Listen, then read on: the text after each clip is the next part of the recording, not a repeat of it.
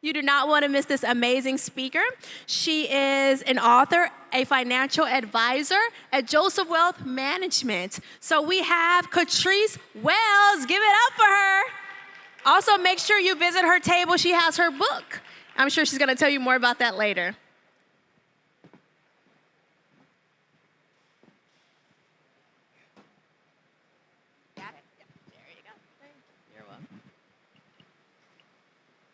Good afternoon, everyone. I'm excited to be here. Thank you for the invitation from the Shines. And my background, I've been a financial advisor for about 30 years, worked for some major investment firms. I'm a licensed stockbroker for about 30 years. I have a degree in finance from Oral Roberts University. And I believe I have just a special message for you today to encourage you in your finances and just kind of enlighten you. I know as a people, we don't know a whole lot about investing. And so I just want to impart what I can today within the time. We have about 25 minutes. We're going to just kind of cut through the PowerPoint. I made it it was a little bit longer, but we're just going to kind of break it down just a little bit, and so be out of the way for the next speaker, a dynamic speaker. Pastor David Winston's following me. So I'm the Chief Investment Officer for Joseph Wealth Management, which is a registered investment advisor, and that was birthed from Pastor Bill Winston at the Living Word Christian Center. They're in Forest Park, Illinois, those of you familiar. And, I almost would not have been here today. Back in 2001, I was, of course, working as a financial advisor, and I had an opportunity to work directly on Wall Street in New York City. So I was excited about that. My friend had gotten me the interview, and we were all set to go. The movers had come and kind of got an estimate, and we were getting ready to start. They told me to be there the first week of September 2001. And that we just remembered our 23rd anniversary or 22nd anniversary of 9/11. The guy that got me the job, he was there. We were going to work together as a team. There was going to be a team of 4 of us, and he was there on the 102nd floor of Tower 1 when that plane came in. And so all 4 of them perished. They never even found their bodies. But the Lord had told me that I had accepted the job, but the Lord said that something was about to happen in New York City and that I would be in the middle of that. And so I decided to stay. I couldn't explain it to people. I told my mom and my grandmother. So most people here in Chicago thought I was there when it happened, but I had stayed here in Chicago, and I thank God for that. And God, I feel like what I'm doing now is a much better opportunity. And so I just thank God so that I'm here today. And the Lord gave me just a word about investing to help us understand the whole concept. It's a concept really that He created, and Wall Street copied His idea. And I'm going to just kind of run through that today. And I wrote a book about it. It's called When Heaven Went Public. Now, when you have a business idea, you need money to fund that idea, of course. And so you can incorporate, or you can ask people to loan you the money, a bank, or you can use your own money, but you can also incorporate. And then when you incorporate, they issue you stock shares. And so people give you money for your business, and you use their money to build the business. They become shareholders of your business. And so however many shares they receive, that's how much ownership they have in your particular company. Sometimes people, they don't want, because if they have a lot of shares, that means they have voting rights, and so they could take over your company if they have, more shares. So oftentimes people keep it private, versus going public, those stocks you see across the screen. So they keep it private so they can keep control over it, and they maybe offer it to their friends and family, and they become owners. Well, this is a concept that God created. God wanted to build His kingdom called heaven. And so He uses our lives to build the kingdom. So first He offered heaven to Abraham, who was considered a friend of God, the Jews. And so when they rejected it, God said, I still want to build my kingdom. So He sent Jesus Christ to do a public offering on the cross, open it up to anybody to invest their lives in the kingdom of God, and he uses your life to build his kingdom. So that's when heaven went public, just like stocks go public, like you see on the screen there. And so there's so many concepts that we use on Wall Street. And so if you understand those concepts, even as a Christian, that'll help you to kind of understand investing. So I'm just going to kind of move through here. I'm going to talk about 7 strategies to help you build wealth. Okay, so there's some first steps you want to do. And the first step is to determine where you are currently by writing down what you own minus what you owe. That gives you your net worth. And so if you have, say you own a car, so you write down the value of the car, and then you write down, subtract from that what you owe. Okay, and then you have a house. Whatever your house is valued at, you subtract from that your mortgage. That gives you the value, and that is considered your net worth. Okay, so you want your assets, what you own, to be more than your liabilities. And so, again, that increases your net worth. Now, when you give your life to Jesus Christ, he cancels your sin debt. He said, forgive us our debts as we forgive our debtors. So like love is an asset, hate would be a debt. Okay, so he cancels the sin debt, and your net worth goes up spiritually. So it's the same concept, increasing your net worth. So knowing where you are right now today, that helps. That's the first strategy. So assets minus liabilities equals total net worth. And on the previous screen, we talked about your revenues, what you bring in, your salary or whatever income you have coming in, and then what your expenses are. That helps you determine your cash flow, how much money you have left over for investing and things like that. So you want to increase your revenues and then reduce your expenses. Or you can decrease your expenses. So you want to have more left over. A person that makes $50,000 a year, if they only spend $20,000, they have about $30,000 left over for investing, versus a person who may make $500,000 a year and they spend $600,000. You know, they're in worse shape basically than the person that's, So it depends on your temperament. Some people are just savers, and some people, no matter how much they make, they're going to spend it. So we have to bring those numbers, look close to detail to those types of things when we want to build wealth. Okay, so again, find out where you are today. List what you own minus what you owe, get your net worth, and list find out what your cash flow is, how much you have to invest. So again, strategy number 2 would be plan for emergencies. They say that most Americans don't really even have $1,000 saved up. It's a high number. So one of the first things you want to do before you do any kind of investing and building wealth is to prepare for emergencies that may come up. Save money. That helps you to meet different obligations that could come along. A pandemic was an emergency, unexpected. Who would have thought that would have happened? And so many businesses so many businesses closed, and cash flow was decreased. So you never know what could happen. So you want to first plan for emergencies. So put the money in a savings account. And so a savings account would not be a CD because you're locked in. And so you could have an emergency 3 months down the road, and if your money is tied up into a CD, you pay a penalty. So, I mean, if you pay a 2% penalty and, you're trying to make money, so you want to keep the money liquid is what it's called. And so the way to keep it liquid is keeping it in a savings account at a bank or like a money market. The interest rates are a little higher today because, the Federal Reserve, they've been raising interest rates to control inflation. And inflation is basically the cost of living and how it has increased. The reason why people were paying $5 for eggs, that's inflation. So they were raising interest rates. But that benefits you if you have a savings account, because a lot of savings accounts now are paying about 4 or 5%. And so that money is liquid for the emergencies you may have. So spiritually speaking, prayer is your savings account. It helps you to be prepared for spiritual emergencies that may occur in your life.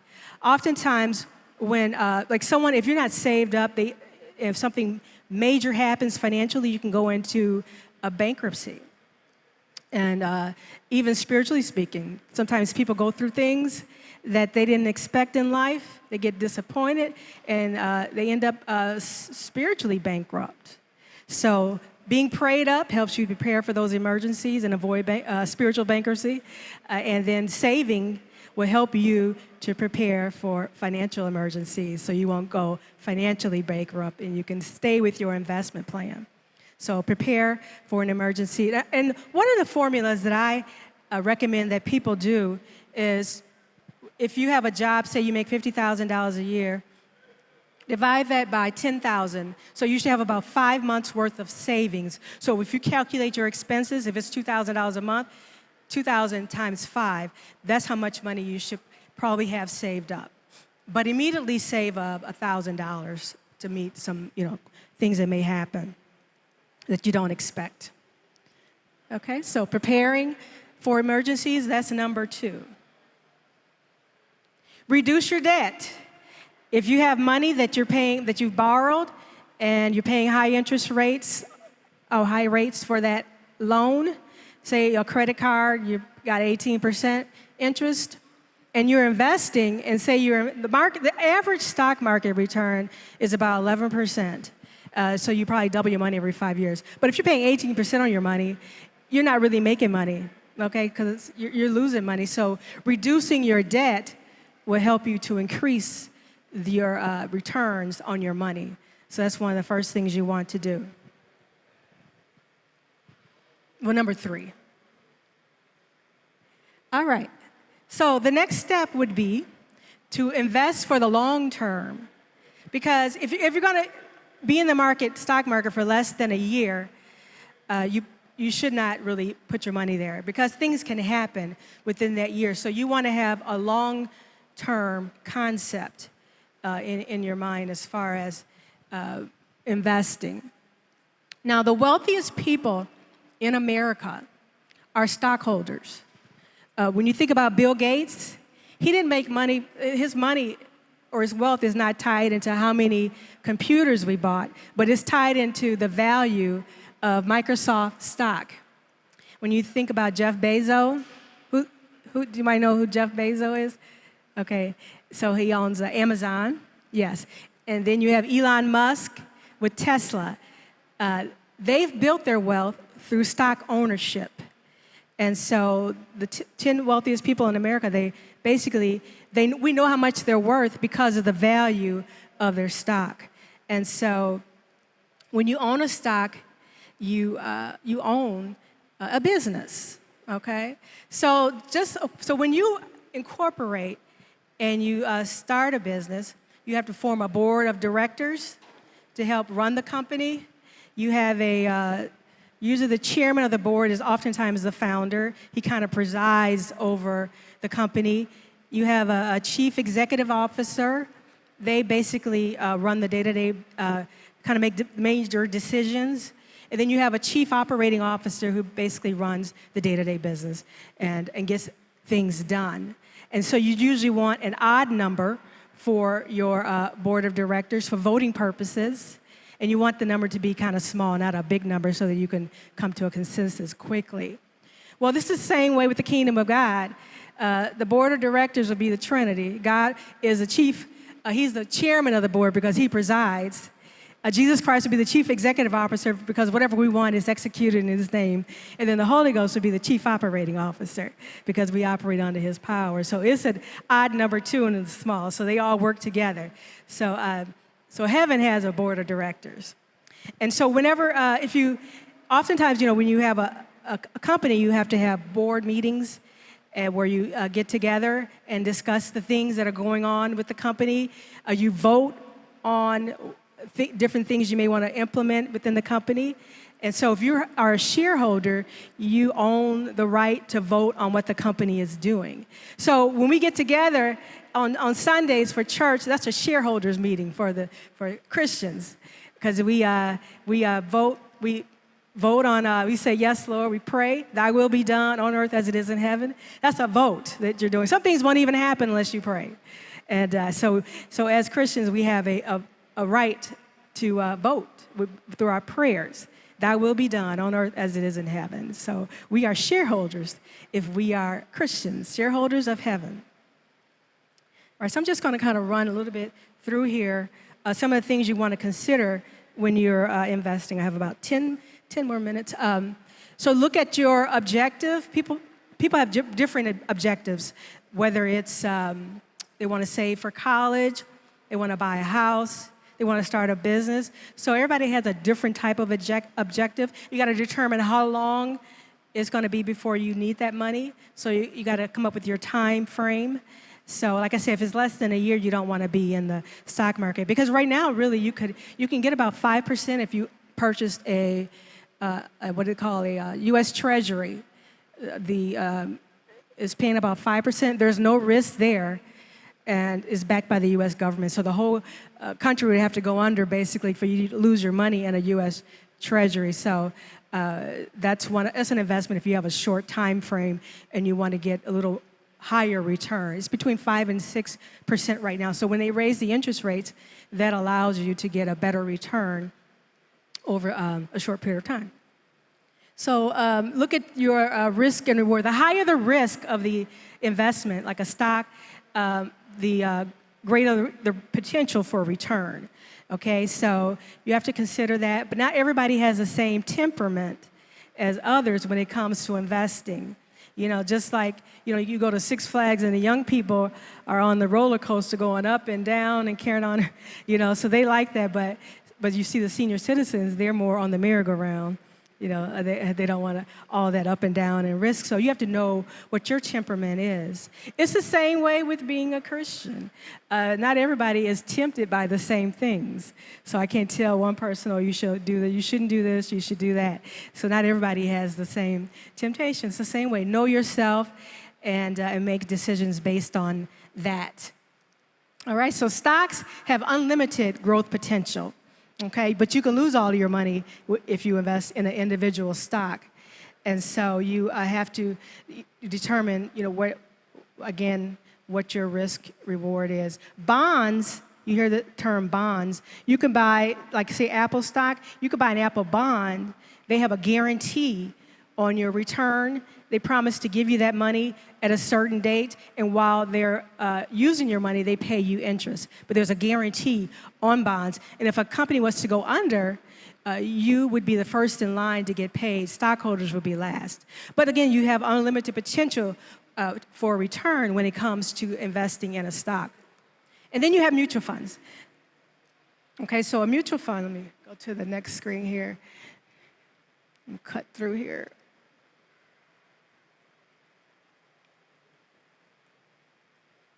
Okay, so a mutual fund basically is let me just cut, because we only have a few more minutes here.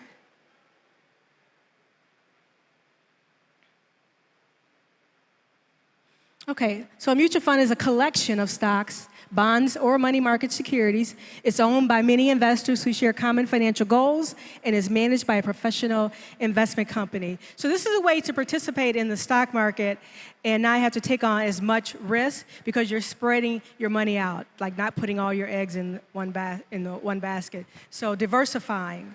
And so you can, like if you wanted to own Apple, Microsoft, Amazon, Tesla, some mutual funds have that as their top holdings, so you can participate in the returns in the market, but not take on as much risk because your money is diversified.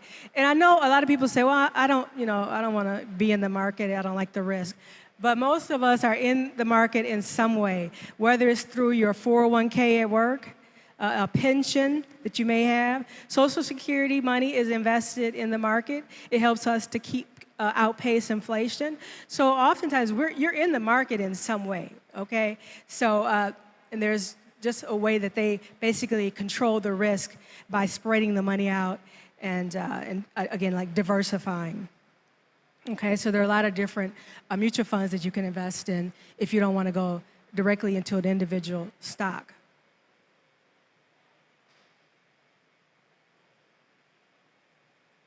Okay, and also I want to bring out the point here that when you invest in a mutual fund, they allow you to put in smaller dollar amounts. and you could do it regularly. And it's called dollar cost averaging. So when the market is fluctuating, going up and down, when the market is higher, you buy less shares. When it's lower, you buy more shares. And then if you average it together, you end up with a higher return than if somebody just put in a whole bunch of money and at one time and then it didn't add anything to it. So putting in a little money at a time basically helps you to increase your return. And so that's really what you're doing here when you put money in your 401k. You are basically doing dollar cost averaging. Now, when you have a 401k, you take a percentage of your paycheck and you invest it every time you get paid, a certain percent. And then oftentimes your employer will match you. That's like free money. So when your employer is matching you, and what also helps you to get a higher return in a retirement account is the fact that it's protected oftentimes from taxes. So it's allowed to grow tax-free. So this is really, this is like, God has a 401k plan. It's called tithing. So how you put in a certain amount whenever you get paid, no matter what's going on, a certain percent. And he says he'll match you.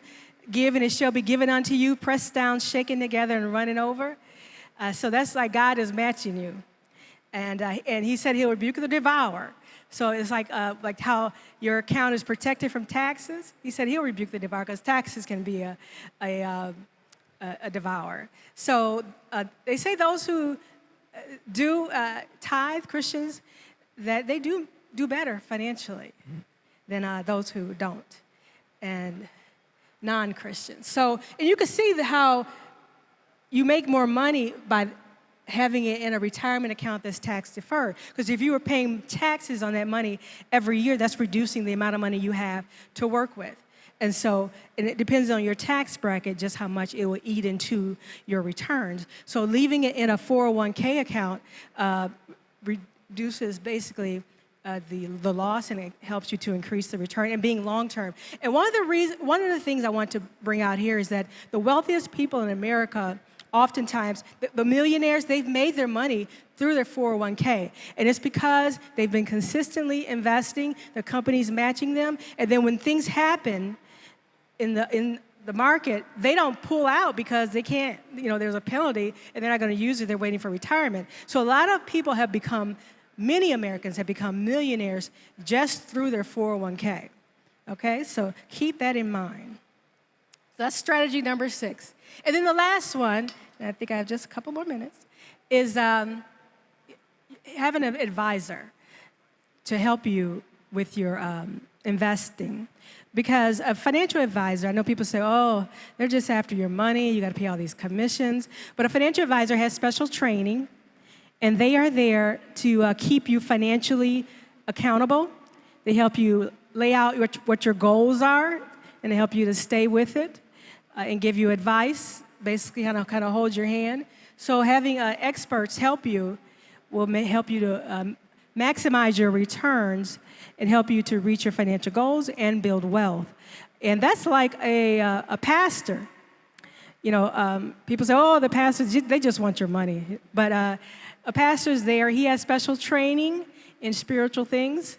He keeps you accountable spiritually. And he knows maybe the plan that God has for your life and just helps you along the way there. And so they're very similar roles. And so number 7 I want to say is to seek expert advice to help you reach your financial goals and build wealth over time. So those are the 7 strategies to help you build wealth. 1 is know where you are right now. 2, prepare for an emergency. 3, reduce your debt. Number 4, invest for the long term. Number 5, contribute to your retirement plans through dollar cost averaging. And number 6 is maximize your retirement plans. Put the most that you can put in there. And then 7, seek expert advice. So I hope you got something out of this today. And again, thank you. And I guess I'm right at, I got 1 minute. Any questions? Yes.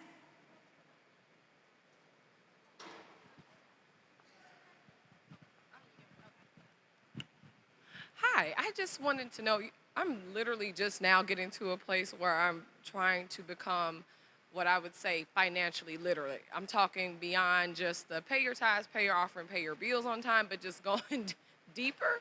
So, do you have any maybe books that you recommend that we read that are kind of like basic where we can grasp it? Actually, I wrote a book called When Heaven Went Public, and these concepts are in that book. I do have some copies today if you want to see me back there, right over there. So, yes, that'll help you. It's really like a financial planning book. And okay? All right, thank you.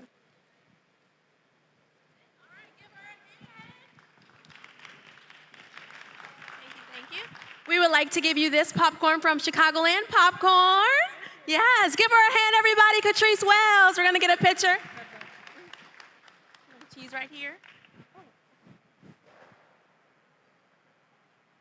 All right, thank you, thank you. Check her out. Her book is amazing. We do own it. So you do want, if you want more information of all the things that she was talking about today, it's great. So go ahead and check her out back in the back.